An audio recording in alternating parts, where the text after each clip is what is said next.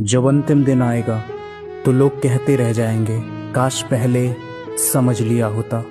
Bible ने पहले ही बता दिया था, एक दिन आएगा जब हर एक घुटना यीशु के सामने झुकेगा और हर जुबान कहेगी कि यीशु ही प्रभु है।